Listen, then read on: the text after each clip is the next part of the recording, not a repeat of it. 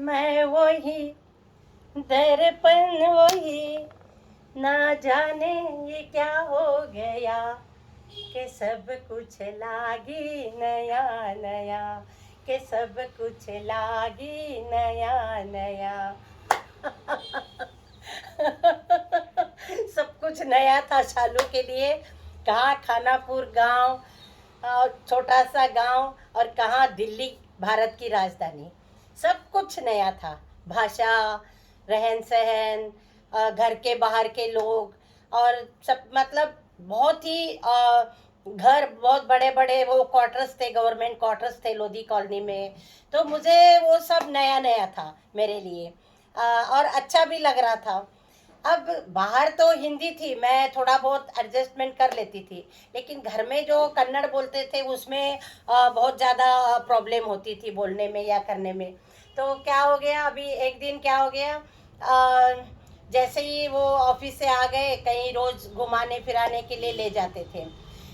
जब घूमने के लिए ले जाते थे तो जैसे शालू की एक कल्पना थी, इमेजिनेशन था कि नई पिक्चर में देख के हमें लगता था कि नहीं, शादी के बाद रोज़ घूमने जाना होता है, बाहर घूमना फिरना, और होटल जाना, खा के आप बाहर ही खाना खा के आ जाना, और ऐसा मतलब जो पिक्चर का एक इमेज था वो दिमाग में था।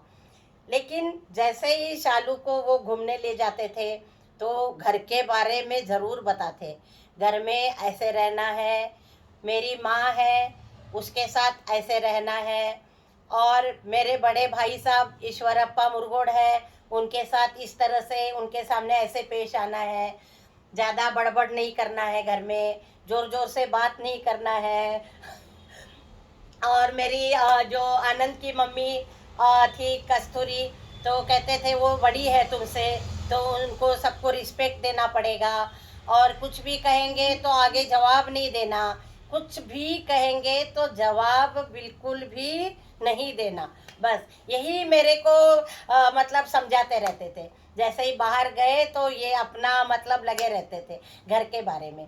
अच्छा, उनके घर का मतलब ऐसा उनका कोई बैड इंटेंशन नहीं था, लेकिन उनका था कि भाई ये लड़की, उन्होंने पहले ही घर में बोल दिया था, ये लड़की मेरे साथ एडजस्ट हो गई तो ठीक है, अगर एडजस्ट नहीं हुई तो मैं इसको वहाँ उसके मम्मी के पास छोड़ के आ जाऊँगा, पहले ही बोल दिया था। तो क्या हो गया, भाई एडजस्ट तो करना पड़ेगा, क्योंकि वहाँ आई बाबा भी दुखी हो जाएंगे जाऊँगी तो। फिर आई वो मुरगोड जी की जो है, उनके अपनी अम्मा को मतलब मदर को बहुत ज़्यादा रिस्पेक्ट देते थे। वो बिल्कुल अनपढ़ थी, कुछ भी पढ़ी लिखी नहीं थी, अनपढ़ थी, लेकिन उसकी बात, हर एक बात को उन्होंने मानना है, चाहे वो ना करे फिर भी उसके सामने कभी उल्टा जवाब नहीं देते थे। वो कहते थे ठीक है, अव्वा बोलते थे अपनी मम्मी को, तो अव्वा ठीक है, मैं हम ऐसे ही करेंगे। अव्वा अगर कुछ करेगी, भाई कहेगी कि ये नहीं लेना है तो नहीं लेना है, ले लेते थे लेकिन नहीं। लेकिन वही आदत फिर वो मेरे को डालना चाहते थे, तो उन्होंने ऐसे ही समझाना शुरू किया, रोज़ घूमने बाहर ले जाते थे, फिर यही सब कुछ बताते थे कि अगर समझ लो, एग्जाम्पल देते थे कि औरत को क्या कहते हैं, भारत भूमि मतलब ये भू माता बोलते हैं। तो ये जो भू है, ये जमीन है, वो कितना उसमें सहन शक्ति है, उतनी सहन शक्ति एक औरत में होनी चाहिए। तो तुम्हें ऐसा रहना पड़ेगा, ऐसे सीखना पड़ेगा। और मेरी माँ जो है कुछ भी कहेगी, फॉर एग्जाम्पल अगर वो कहेगी भाई इसमें तुम तड़का लगाओगी तो लहसुन नहीं डालना, तुम डालो, लेकिन उसको ये मत बोलो नहीं नहीं उसके बिना अच्छा नहीं लगता है, ऐसे नहीं बोलना है। मतलब कोई उसके सामने वो जो बोलेगी उसको हाँ कहना है। तो तब मेरे को उस उम्र में छोटी थी तो थोड़ा ऐसा लगता था कि भाई क्यों नहीं बोलना है, ऐसे दिमाग में आता था। अगर वो कुछ भी कहेगी, चाहे कस्तूरी बोलेगी, चाहे मेरी माँ बोलेगी, तो या मेरे भाई सब बोलेंगे, तो उसको उनको कभी भी उल्टा जवाब नहीं देना है।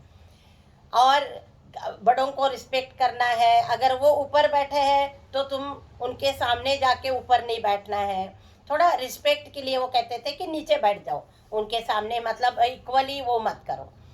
तो ये सब मेरे को समझाते थे। और उस एज में मुझे ये थोड़ा बहुत वैसा लगता था कि भाई क्या है, घूमने फिरने ले जाते हैं और यही कुछ समझाते रहते हैं, लेकिन वो आगे ज़िंदगी में बहुत बड़ी काम की चीज़ थी। और धीरे धीरे एज होते होते फिर धीरे सब कुछ समझ में आने लग गया। और मेरा ज़्यादातर टाइम आनंद के साथ चला जाता था। आनंद छोटा था तो उसको मैं घुमाने ले जाती थी, नीचे ले जाती थी, बाहर ले जाती थी, गाना गाती थी उसके लिए, उसको सुलाना, खाना खिलाना, ये सब चीज़ें मैं करती रहती थी। तो मेरा टाइम पास उसके साथ ज़्यादा चला जाता, क्योंकि ये सुबह जाते थे, रात में आते, शाम को 6 बजे आते थे। तो ऐसे ही चल रहा था। और फिर उनकी हर बात मेरे को माननी पड़ती थी। तब मेरी सासू माँ जो थी वो कहती थी, कितना इस लड़की को मैं डांटती रहती हूँ, ये मराठी उड़गी है ना, मराठी लड़की है ये, तो इसको समझ में नहीं आती है हमारी भाषा। सब कुछ समझ में आता था।